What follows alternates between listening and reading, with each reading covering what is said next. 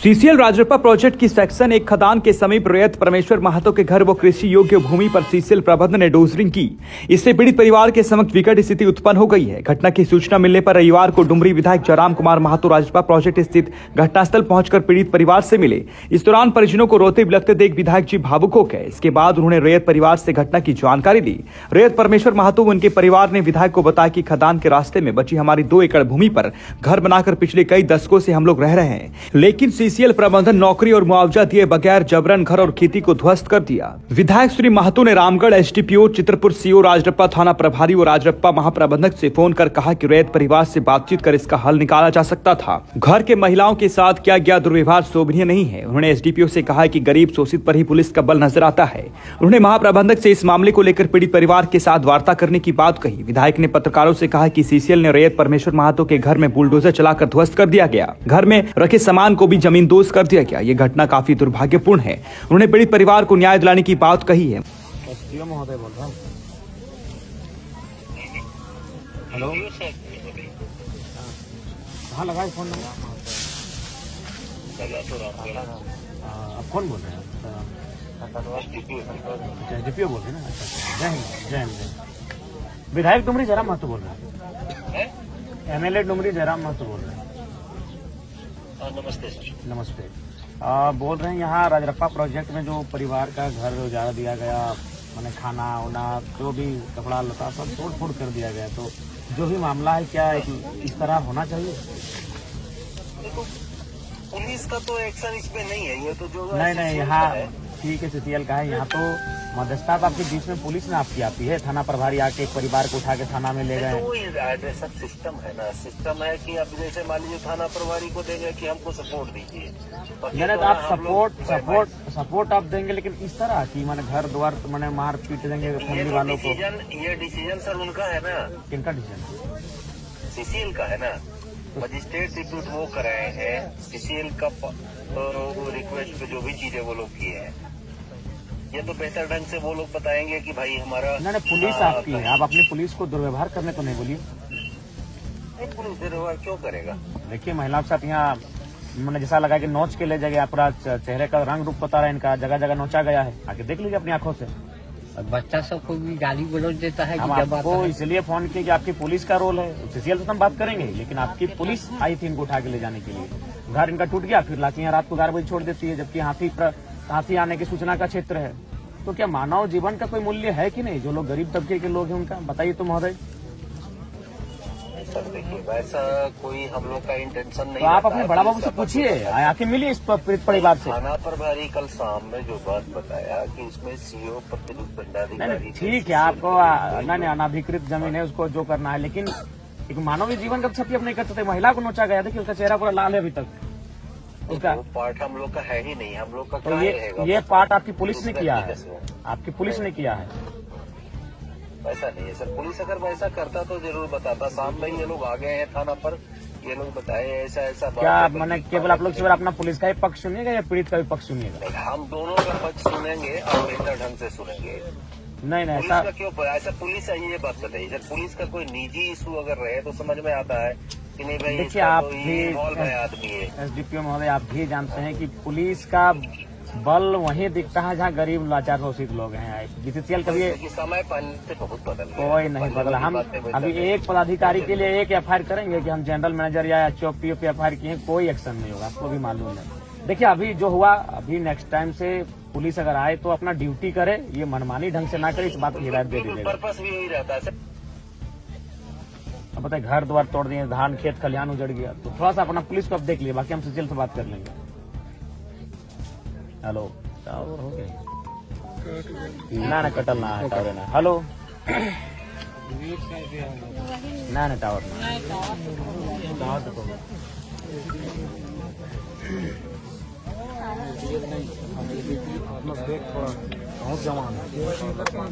Hello प्रभारी।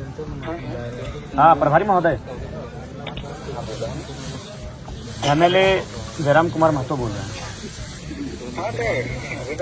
हाँ good afternoon. बोल रहे हैं यहाँ राजरप्पा प्रोजेक्ट में जो सीसीएल वर्सेस जो ग्रामीण रैयतों का मामला है, उसमें प्रशासन पुलिस की तरफ से बड़ा दुर्व्यवहार किया गया है। ये उचित है? बताइए, महिला को नोच दिया गया है, कौन किसको आप भेजे थे, हाथ नोचा, इनको टिटार के गाड़ी में बैठा के ले जाया गया है। अभी एक पुरुष पुलिस एक महिला के साथ इस तरह व्यवहार करेगी तो कहाँ तक उचित है? नहीं, ऐसा तो जैसे जो भी है तो नहीं, देखिए अब जो बीत गई उसको हम वापस नहीं कर पाएंगे, लेकिन इनका जो अभी अगर आप लोग आए तो इस बात का ख्याल रखें कि मानवता भी कुछ होती है। बताइए, घर टूट गया, फसल भी आप लोग मैंने उखाड़ के ले गया, तो ऐसा परिस्थिति में मामला कोई भी रहे, कम से कम मानवता का ख्याल रखे। रात के 11 बजे लाके हम लोग खाई देते हैं, हाथी का क्षेत्र है, मानव जीवन का भी कोई मूल्य होता है। हर चीज देखिए, हम लोग के जितना भी हो सकता था हमने उनको सहयोग किया। अब देखिए, लीगल चीजों में तो हम लोग को जहाँ तक हाथ बंधा रहता है ना, अब उस सीसीएल का मामला है, सीओ साहब देख जमीन का जांच वही लोग करते हैं। हमें इनको कहा कई पेपर है, पेपर देखिए, उसमें तो हम नहीं जाते हैं, है ना। हम लोग सिर्फ लॉ एंड ऑर्डर के ऑफिसर गए। नहीं, ठीक है, आप लॉ एंड ऑर्डर के लिए आइए, वो आपका विधि व्यवस्था आपका जिम्मेवारी है, लेकिन ध्यान रखिए माना व्यवहारिक हो, मानवता का ख्याल रखिए। अब देखिए, महिलाओं के साथ दुर्व्यवहार हुआ है, ये उचित नहीं है। बच्ची को कहाँ उठा के ले गए? बच्ची है, उसको भी उठा के ले गए, उससे क्या डर? बताइए। नहीं, अगला अगर ऐसा हो तो इस बात का ख्याल रखिएगा, इस तरह का दोबारा नहीं घटित होना चाहिए। ठीक है। हाँ, जोहार बोलते। ये रजरप्पा प्रोजेक्ट का क्या मामला है सीओ महोदय? आपको तो पता ही है क्या मामला है। वहाँ पे जैसे एक्ट चला था तो वहाँ पे जैसे अतिक्रमण करके रखा हुआ था तो उसको हटाया गया है कल। तो हटाने का ये तरीका सही था? घर द्वार तोड़ देना, महिलाओं को खींच के गाड़ी में बैठा के ले जाना, और भी सर वहाँ पे तो क्या और कोई तरीका नहीं हो सकता था? क्या इनको कन्विंस नहीं किया जा सकता? नहीं, ठीक है, तो ये एक तो इनका जमीन है, ठीक है, सीसीएल ने कभी अधिग्रहण किया हुआ, लेकिन जमीन तो इन्हीं के बाप का है, सीसीएल के तो बाप का है नहीं। ठीक है, 64 में इसका अधिग्रहण हुआ था और कुछ हुआ था 78 में। ठीक है, इनका टोटल जमीन क्या था 2 एकड़ की गारंटी। हाँ, 2-11-20 डिसमिल के आसपास है। हाँ, तो इनको उसमें एक इनके जो 3 अथी थे, तो इनके फादर के जो भाई लोग थे 3 हुए, उनमें से एक को नौकरी मिल चुका था आर्यनाथ पॉलिसी के तहत। जैसे आर्यनाथ पॉलिसी में था कि 3 एकड़ पे एक नौकरी मिलना। नहीं, उस समय तो 1 ही एकड़ था, जिस समय अधिग्रहण हुआ उस समय 1 या 2 एकड़ होगा, 3 एकड़ तो नहीं था उस समय। अच्छा, जो भी है, मैंने नौकरी मिला था आपके कहने के मुताबिक का। ठीक है, आगे उसका मुआवजा भी मिला इनको। तो इनका कहना है कि जो मुआवजा जिस तिथि को दर्शाया जा रहा है उस तिथि को इनके पिताजी की उम्र 5 साल थी। देखिए, जो आधार कार्ड में आदमी चेंज कर सकता है, ये आपको भी पता होगा। नहीं, फिर भी कितना अंतर हो सकता है? मान के चलिए जिस साल, मान के चलिए अगर हम अपना उम्र अभी 30 साल बताते हैं तो हार्डली 35 साल होगा या तो 25 साल होगा।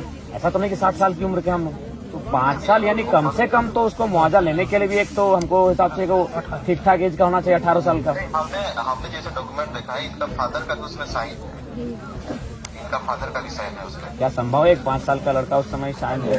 उसकी जांच होनी चाहिए। नहीं, वो तो साइंटिफिक तरीका है जांच करने का, उम्र का कि उनका फादर का कितना उम्र है अभी पता किया जा सकता है। देखिए सीओ साहब, देखिए एगो उम्र को अगर छुपा सकता है तो 5 साल तक छुपा सकता है। कोई 60 साल का आदमी 30 साल का नहीं हो सकता, 90 साल का आदमी 45 का नहीं हो सकता। खैर, विधायक महोदय देखिए, जहाँ पे इन्होंने कब्जा करके रखा था वो किसी जूटन महतो करके था, उनका रईती जमीन था वहाँ पे, और उनका कोई वधु वहाँ पे अभी भी नौकरी कर रही है उस जमीन के ऊपर। नहीं, खैर जो भी है, हम तो वो सब विषय नहीं जानते, लेकिन कम से कम व्यवहार थोड़ा उचित होना चाहिए, कन्विंस होना चाहिए, बातचीत करनी चाहिए, बातचीत से रास्ता बनता है। आप लोग सक्षम लोग हैं, पढ़े लिखे लोग हैं, काबिल लोग हैं, तो काबिल लोग थोड़ा सा अपनी काबिलियत को दिखाइए ना। काबिलियत को क्यों नहीं दिखाते हैं बताइए? जनता के लिए अपनी काबिलियत को दिखाना चाहिए। आप लोग जो काबिलियत सीसीएल के समर्थन में दिखाते हैं, बड़े बड़े पदाधिकारियों के समर्थन में दिखाते हैं, अगर वही काबिलियत आप लोग जनता के समर्थन में दिखाते हैं ना, बड़ा सुंदर हमारा राज्य आगे जाएगा।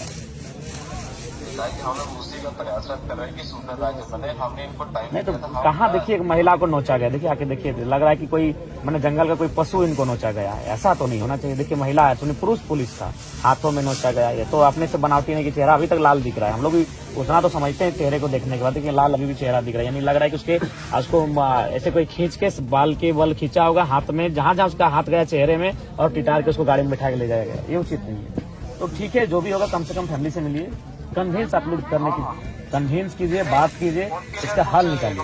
हमारे तरफ से साहब से हमने बात की है साहब से, तो उन्होंने बोला था अब जैसे इनका आवास ही नहीं है तो आप कम से कम आप लोग ब्लॉक से पहले कहीं इनका आवास है कोई अलॉटमेंट करवाइए। कहाँ रहेंगे बताइए, ठंड का दिन है। और पहले कोशिश कीजिए कि अगर चूंकि आप लोग के पास तो सक्षम है कोई फंड होगा, भोजन की व्यवस्था कीजिए। परिवार के पास कुछ नहीं, बर्तन उर्तन सब टूट चुका है, खाना वाना भी मैंने छितर बितर हो चुका है, और जो भी हल्का फुल्का जो संपत्ति होगा वो सब तो खत्म हो चुका है, कहाँ दबा गया मिट्टी में। तो कम से कम, हाँ बोलिए सीओ साहब। एक बार मेरा भी सुन लीजिए। हाँ, जैसे इनके लिए सीएल में एक मतलब कि क्वार्टर भी अलॉट हमने बात किया था जीएम से, तो उन्होंने बोला था कि हम क्वार्टर दे देंगे, इनका घर बनाने के लिए पैसा दे देंगे बोले थे, और आउटसोर्सिंग कंपनी में 30, 35 या 40 हजार की ड्यूटी है, इनको सर्विस वहाँ पे दे ही रहे थे, जब तक आउटसोर्सिंग कंपनी चलेगी वहाँ पे वो काम कर सकते। ठीक है, मैंने कोशिश कीजिएगा कि न्याय मिले। हाँ, उसके लिए आप निश्चित रहिए हमारी तरफ से। ठीक ठीक है।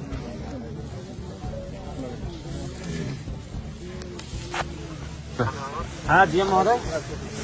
हाँ बोलिए, नमस्कार। हाँ नमस्कार, विधायक डूंगी बोल रहे हैं।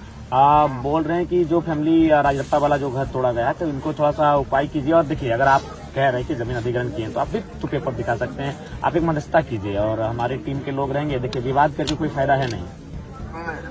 आज चूंकि पढ़े लिखे लोग हैं, मानवता का भी ख्याल पहले कीजिए। तो मानवता का पालन हम लोग पूरा कर इनका पक्ष देखिए, नहीं इनको 11 बजे रात को इनको छोड़ा गया। ये हाथी प्रतिबंधित क्षेत्र है, जान माल का नुकसान हो सकता है। उधर हम लोग ले भी नहीं जा रहे थे, इनका सामान हम लोग क्वार्टर में रखवाया, लेकिन हम लोग वहाँ जाएंगे, बल्कि इन्होंने बोलेरो भी अपना कब्जा करके रखा हुआ।